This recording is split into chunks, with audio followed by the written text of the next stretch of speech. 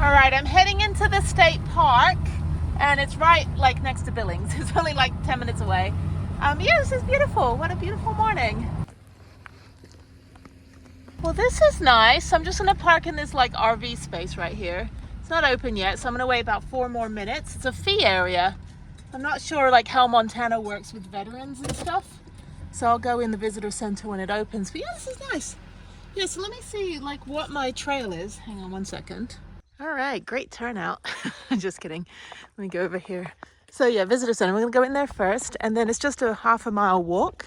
And I think there's only like 3 petroglyphs. I never find them. I've been to like all the petroglyph places I could possibly go. Like in Albuquerque, there's hundreds, and I'm like, I don't see them.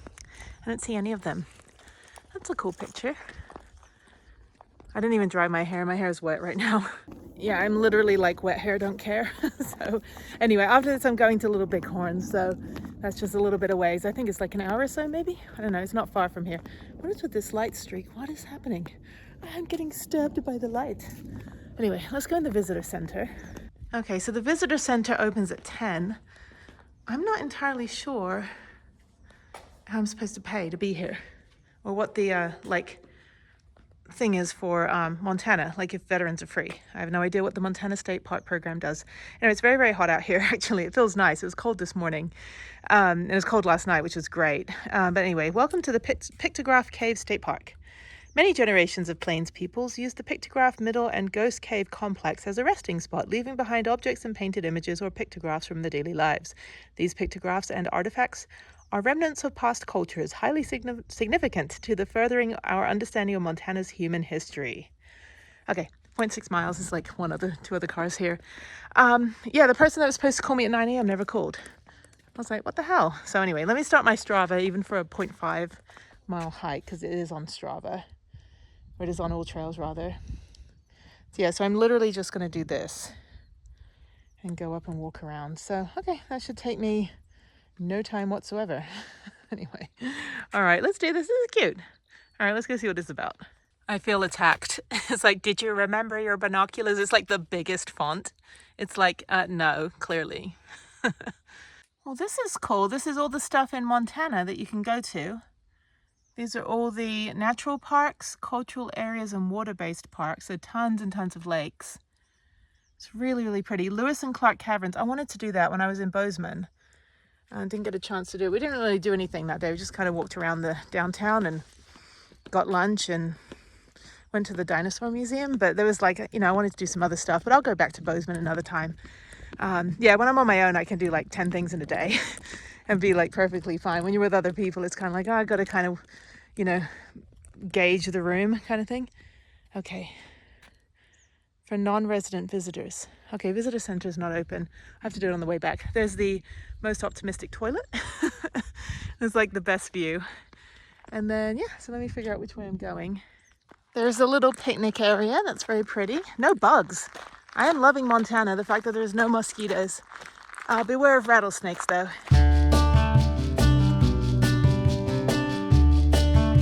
All right, so it's an hour later. I was just sitting down there. I had my call. They finally called. I was getting the time zones messed up. Anyway, so I'm gonna walk back up. I'm in flip-flops, which I think is fine.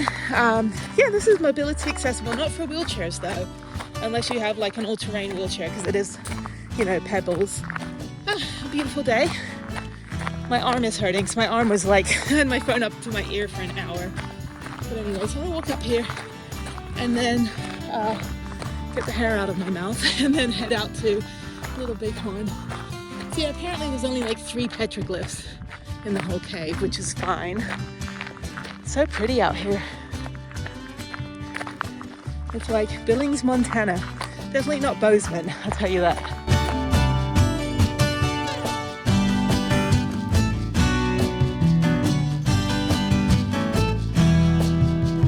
After you walk to the ghost cave, you just walk back down. All right, now I'm walking on the paved trail, which is wheelchair accessible. And yeah, I'm gonna go up the other side now. You could probably spend maybe 45 minutes here. Go all the way up to the end. I don't know if I will, I'm kind of tired now.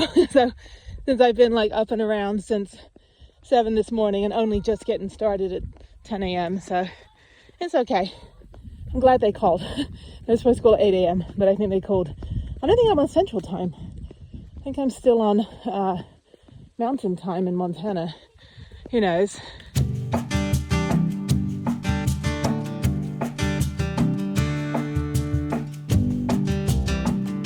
So a lot of the trail is blocked off, so you have to do the cut through where they are,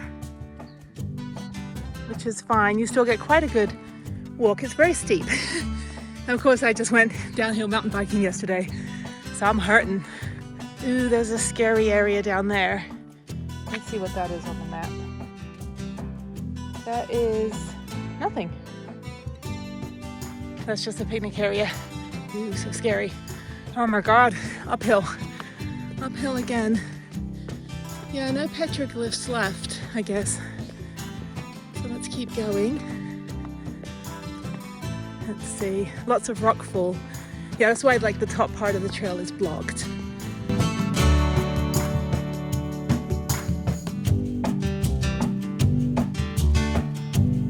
So I guess you have to find this guy and this dude. He's like, I'm juggling jackfruit. And this guy's like, I'm carrying a table from IKEA. Yeah. Only a $750 fine to vandalize these caves. They need to add about 3 more zeros to that fine. They need to take some action on that. Yeah. They are in pristine condition though, really good condition.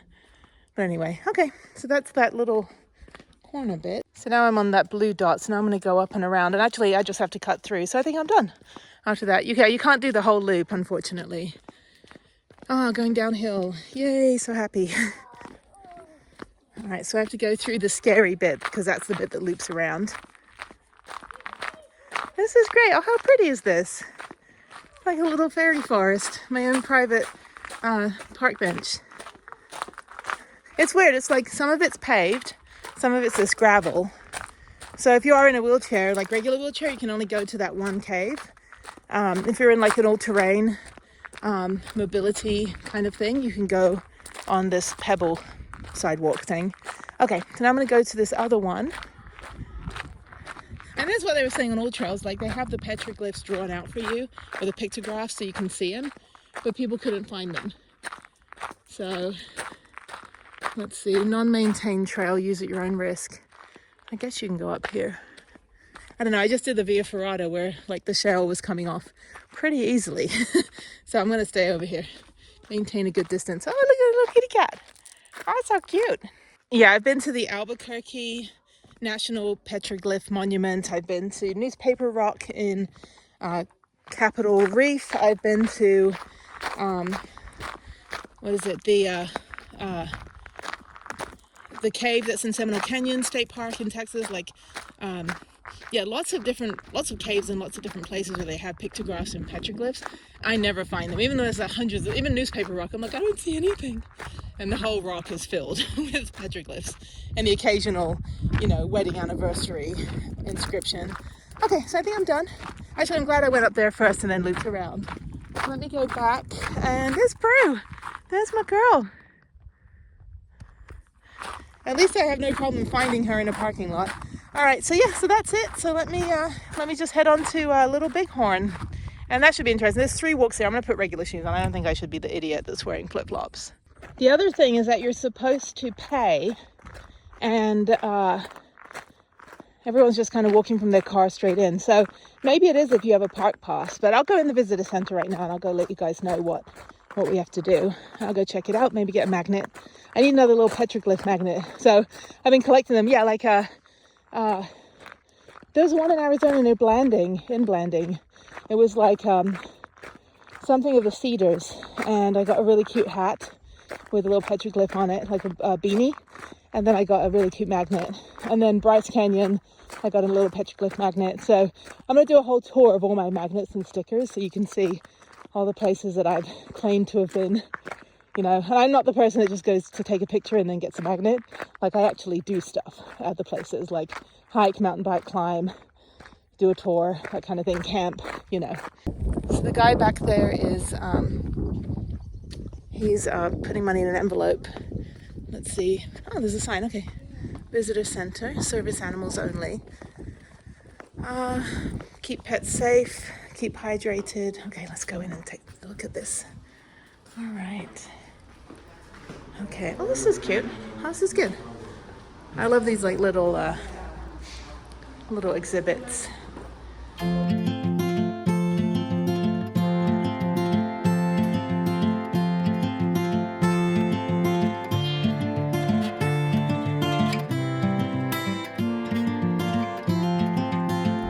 All right, this is, sorry, I just wanted to take a picture. Okay, this is free because I have the free access pass, so let's do that. Hi, I have the disabled access pass. This one? Okay, hold on.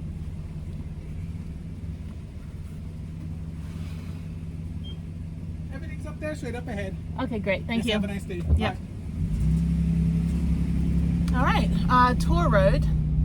Okay, so I guess I know nothing about this, but it's a national monument. So I think I've been to about 500 there's like 400 or something national monuments. I have a list. I've been checking off the list. I went through and checked. I think I'm at like 275 or something. So the first thing is that there's a cemetery. Everything's kind of right around in the same place. I'm in an oversized vehicle. I think I can park here. I don't know. I would be blocking the road. I don't want to do that. So let me go up here. These motorhomes, they park and then they have like an entire car length in between.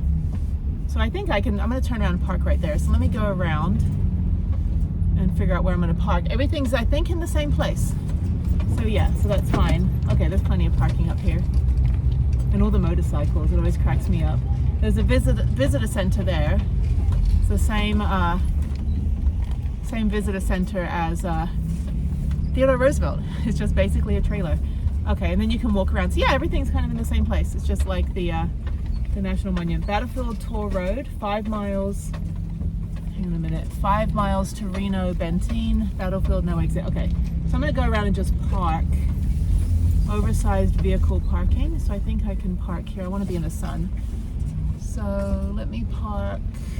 Oh, these RVs are ridiculous. So let me go down here and park in front of this guy. I think that's okay. There's a space right here. I'll probably run into the same jerk at the gas station. I'm like, dude, okay. So no one behind me. And I'm back in. I don't get like these $1 million motorhomes. Like, I would not survive trying to, like this guy. I don't know if you can see him. You can't see him, but anyway, would not survive 1 minute trying to drag that thing around the country. Not all the places I've been. Can I have a blue sky, please? I have a cloudy sky. Okay, at least I'm getting good sun, so I'll give myself that much credit. All right, let me go right here. Okay, cool. Okay, so let me figure this out. I know nothing about this place. It was just on the way. I mean, I wanted to come here. Obviously, it's on the list of like national monuments. Here's a map of the place. And I'm going to go to like, okay, so I guess you can walk to everything or I have to drive. The Reno Battlefield. I guess I do have to drive up to the other end. Okay, so over here we've got the Visitor Center, Last Stand Hill 7th Cavalry Memorial, Indian Memorial, Greasy Grass Ridge, Custer Battlefield. So I'll go in the Visitor Center, and then also we have the Reno Benteen Monument, and it shows you like all of the routes of the military, like where they went and stuff. That's cool. Okay, let's get our learn on. And there's a road. There's like 7 things on the road, and then go up to the other stuff. Okay, I think I learned about this in high school in California. I was in AP US History, Advanced Placement US History, but it was all like nationalistic, like USA. So I didn't really learn like the real version. I learned like the, California Public, this guy, I can never do that. The California Public High School version, that's what I learned. I did not learn like the actual Native American version or like any of the other ethnic groups in the country, like their version of the history. I've just learned the standard American California high school version. So it's very good to be able to go to all these places and to learn, because obviously in England we don't learn anything, you know? I mean, we know like there's like, you know, we used to have like cowboys and Indians, right? Like we used to watch John Wayne movies and all that stuff, but we never we never studied any of this stuff. We never got as granular to like state history. And yeah, I think these people are the RV is in front of me. Anyway, but yeah, so I never got granular in my knowledge of the world in high school or college. I took world history, which is very, you know, just kind of like surface level. I never got, you know, to really get to know anything. So that's why I travel. That's why I'm going all over the entire US and stopping as many places as I can. That's why, like, for me to just do like, to spend 2 days in a place and do one thing is weird. Like, I try to hit as much spots as I can because I just want to absorb it all, you know, while I'm there. I mean, the chance of me, coming back to this area anytime soon is pretty slim. And since I'm here now, and since the price of gas and all that stuff, I'm like, I don't understand people that like they drive all over the, you know, places and they, oh yeah, we didn't stop to see that. I'm like, but you were right there. Like, why would you not spend 10 minutes to get out and take a look and, you know, learn something? Like, no, they just, and they go, yeah, we didn't really see anything, or we spent like 3 days in this town and we didn't do anything. And I'm like, if that's your like chill and be still like travel mentality, not mine. Like, I want to see everything, you know, see as much as I can and try to create some content on it. But for the most part, I want to learn it. I never learned any of this stuff, and I'm fascinated by all of the Native American history. And, you know, it really gives an idea of the culture. Because when I was a travel writer, I was going to be a political reporter, and I majored in journalism and political science, economics, and international relations and Canadian studies. I had all these, you know, minors and majors. And yeah, I just realized once I moved to Japan after college that Japan wasn't like anything I took or read in my my Japanese culture class my senior year. I was like, well shit, Japan's totally different. Like, who knew? And then northern Japan's a whole different culture than southern Japan, and even like the food and the snacks and the, you know, the art and the pottery. And then you go to like Okinawa and it's even different. And you know, Kyushu and like Tokyo and Kyoto, and then I lived in Tohoku, which is different than you know, Hokkaido. And so I was just like, well shit, no one taught me this. I'm gonna have to keep physically going to these places to get to know it. So, and even like British culture, what people think Brits are, like they don't realize there's like hundreds of different accents, and you drive 20 minutes, there's a different word for bread. And like, you know, anything north of Watford where I lived is the north of England, of the UK. Yeah, like people just kind of have that perception, and it's a very, you know, 140 characters, like bite-sized content. But until you actually go and start going places and maybe like learning the language, learning the culture, get local friends. Sorry, everything's like itchy from the bugs, maybe, I don't know. Yeah, so you don't really learn until you go places. And even then you're really kind of still bound by what they present to you. And that's when you have to just keep getting granular. Go eat the local food, do a homestay. I did tons of homestays on the 40 countries I went to in 4 years in Japan. I did homestays, I had no money. I was a poor 20-something backpacker, like early 20s, like 22 years old, and did homestays in other countries, hosted people in my country in Japan that I was living in, and it was great. But yeah, so you really have to get out and like see everything for yourself and take a look and talk to people. If you don't, then you're just gonna be like, oh yeah, I know the world. And usually the people that know the least, have been the least places, are the ones that want to mansplain, or, you know, the Karens of the world, or the ones that like are the most prejudiced. But it's like, you really just need to get out there. That's, you know, even be a tourist in your own town, you'd be surprised at what you would find. Like, you probably got the crazy cat lady with the, you know, 1,000, you know, like shell ornaments or something. I don't know, like there's always weirdness and quirkiness around, and I think that's kind of the culture. That's the culture I want to know. Like, not just like, oh, this happened in 1867 and blah blah blah. It's like, okay, but how did that affect everybody? Like, how did it change the trajectory of the town? Like, how did it change how people had a way of life? Like, that's what I'm more interested in. So when I wanted to be a political reporter, then I moved to Japan and I became a travel writer, and I focused on food and culture. And it was great, and that's what I wrote articles about, was food and culture. I didn't care about politics, you know, because most of the people I stayed with didn't care about politics. Even if you're in a war-torn country or communist country or whatever, it's like when I was in China, like the Chinese people were wonderful, and all they wanted to do was practice their English and, you know, ask me questions about the West and all this stuff. They didn't care about the government. I mean, obviously the government's horrible at times, you know, like, you know, human rights and stuff, but the average person just wanted to get through life, and you know, but they just happened to live in a system that was, you know, restrictive and communist, and, you know, limits on children and things like how many children you can have, stuff like that. But that we never talked about any of that. And I hung out with lots of different people, did homestays and meetups and English corner, where they'd like have foreigners come to this hotel lobby and put you with each one of you in a different group of Chinese people, and you sit there for like an hour and a half drinking tea and speaking English. But we never talked about religion, politics, or anything like that. We just talked about, like, you know, what do you like to do for fun, and what's your favorite food, or what music do you like, what movies do you like. And that's what I love. I love kind of embracing that, because you learn a lot, like how we influence those countries and how they perceive us, you know, our culture, our pop culture, anyway, blah, blah, blah, blah. Yeah, so that's it. So let me go check this out. I think this might be all right. So, okay, see you in a bit. Bye. This is the cemetery, and visitor center's over there. This one was in World War I, US Army, the wife of a private. I guess if you're family, do you get to be buried in a military cemetery?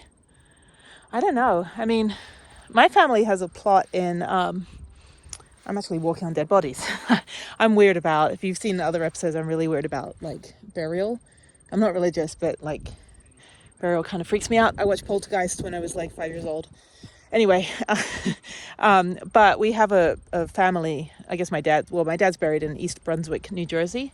So we're in like a cemetery. It's Belarusian cemeteries. Everybody's got like 1,000 million Z's, K, S, K, I, like unpronounceable last names, but it's all Eastern European, except my last name, which is a Hungarian last name, and it's the most simple spelling, and people still pronounce it wrong. We do have a plot, I think, in Munich for my mom's side of the family. But yeah, I don't know what the, because when Tim died, Tim was a veteran. Well, he was active duty. He died a couple weeks before he was going to retire from the Air Force, and he's buried in Indiana at his own, like their family plot. But he had a military funeral with the gun salute and the you know, like, it's kind of sad to talk about, but yeah, he had like the 6 like folding the flag, whatever that ceremony is called, but he didn't get buried in a veteran, and he went to war. But I guess it's optional. But anyway, okay, let's go check out the visitor center. I don't know, it's kind of busy. I don't know if I'm going to drive all the way to the other end to go look at the battlefield. I might as well. I mean, I'm here, but we'll go take a look.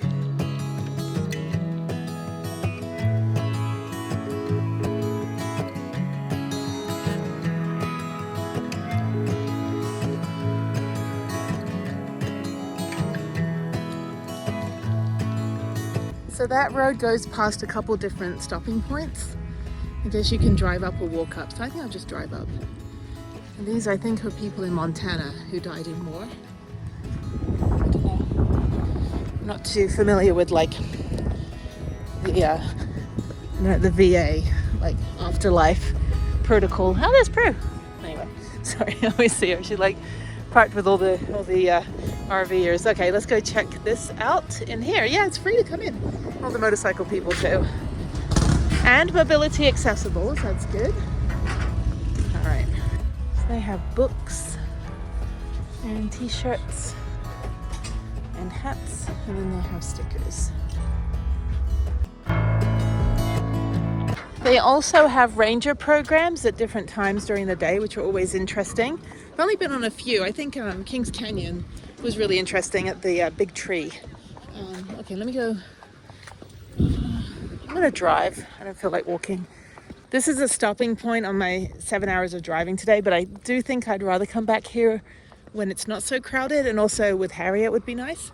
Teach her a little bit about history, all that good stuff. So yeah, let me go just drive through and kind of show you the lay of the land, and then you guys can come here, and if you want to get out, walk around. It's just a bit hectic trying to keep driving and finding parking because it is quite busy. This is the Battlefield Tour Road. You can walk up here if you want. It is actually very, very hot right now. It's like 95 degrees. So I'm going to say no on that. But anyway, yeah, there's a little monument to my right. And then there's another, stop here for a minute. There's another monument over there. Put you on the holder there. There we go, that's easier. Okay, so yeah. Okay, so yeah, you go through here, just go like 10 or 15 miles an hour. Don't go very fast, there's a lot of people.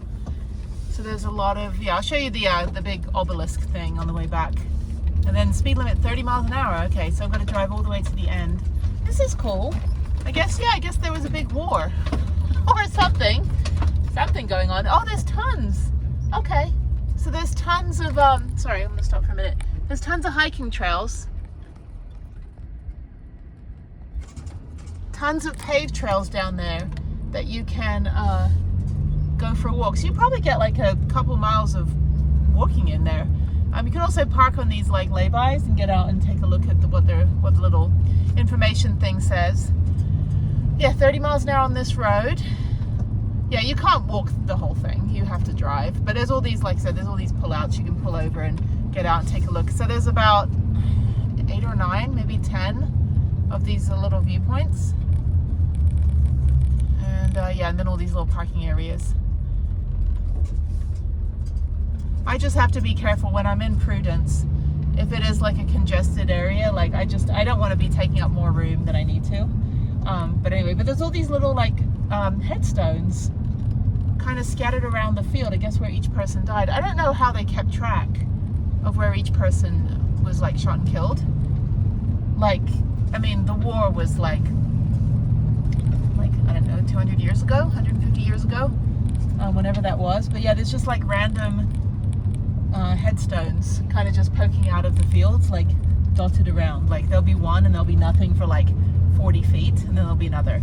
Anyway, this road circles around. This is nice, actually. It's kind of like a little safari. This is a two-way road here, and I guess you can go up and around as well. Okay, so I'm going to go to the right, and then I'll circle back and go to the left. This is cool. This is like those in England when I grew up there. We used to have Woburn Safari Park. It was like this little African safari in like the rainiest part of England or something. These animals were miserable. And Whipsonade Zoo was another one. I think they had the monkey cage you drive through with your car, and of course that German tourists end up having their window down and the monkeys will get in and stuff. You know, it's kind of like anytime I'm on these little tour roads, I'm like, oh, it's gonna be like miserable soaking wet giraffes and like, you know, depressed hippos. And we went every year when I was a kid. I'm like, you realize these animals do not belong in the middle of England. They belong in like the Serengeti or like Zimbabwe or Kenya. I'm like, please liberate these animals and put them in an environment where they will live and thrive, and not just, you know, they had polar bears like the zoos in England. I'm like, why the hell is there a polar bear in the zoo? Like the polar bear needs to be in like Svalbard or like, you know, the Arctic or something. I don't know. Anyway, okay, so this is a long road. There's no way out at the end. I need to be able to turn around, so let me go up.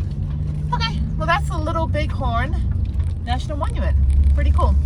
So, yeah, I guess I would suggest reading up about it before you get here, just so you have the knowledge of the history of it, and then come here and experience it.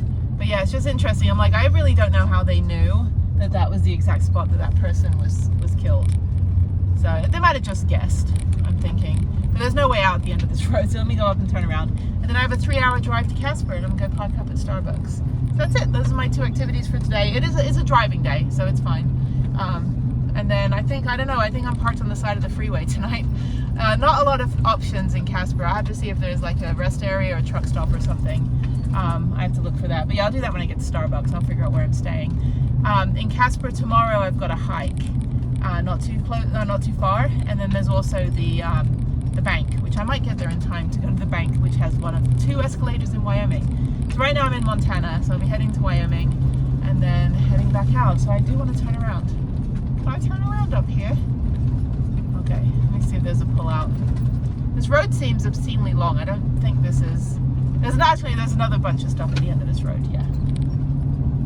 Yeah, you can't walk this. You have to definitely drive. If you have a big old RV with a trailer and all that stuff, you won't be able to come back here. I think it's just too much.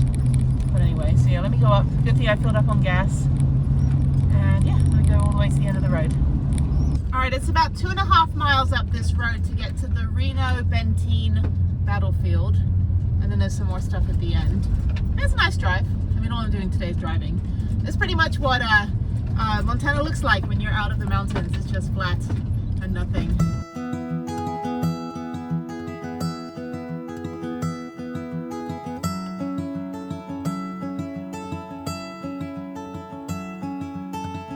lots of walking trails as well.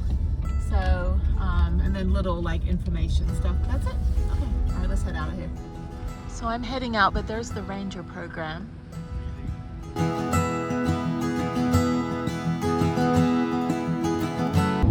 My windshield is completely covered in bugs. I thought it was raining, but no, these are all bugs. I'm stopping in the town of Casey. It's the only gas station between here and Casper, and I don't have enough gas to get to Casper. I probably should have gotten gas back in Buffalo, which was an hour behind me, but I've also been driving for 2.5 hours, so I've got 55 minutes to go. There's the rest area over here. That's one option. The other one is 54 miles south of Casper, so I've got to see, I think I'd rather stay at the rest area. I've got to see which rest area is closer to my hike tomorrow. It's probably going to be the one on the south.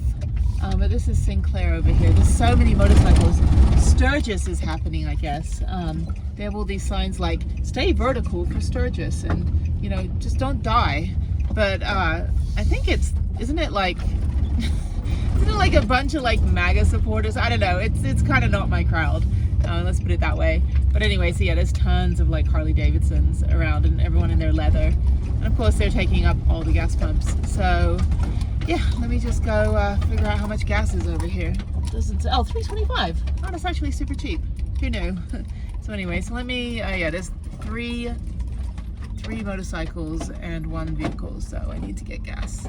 So coming up is a parking area where you can stay overnight, and that's, I think, where I was going to stay. So I was like, oh, I think I'm just pulling off the I-25 to stay for the night, and I think that's it.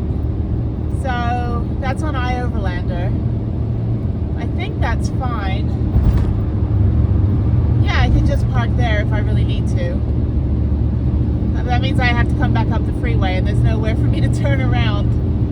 So I would have to go all the way back up and down. I have to figure it out because I don't want to backtrack. If I have to go 60 miles, like up here 30 miles, turn around and go back to my hiking spot tonight, and then tomorrow, I might as well stay 54 miles down south of Casper in the official rest area. But yeah, so you can just stay in those. That's fine. It's very pretty out here. It's very badlands now. Like if you look over here. Yeah, it's very, very like channeling north of Albuquerque. It's pretty cool. Or north of Santa Fe.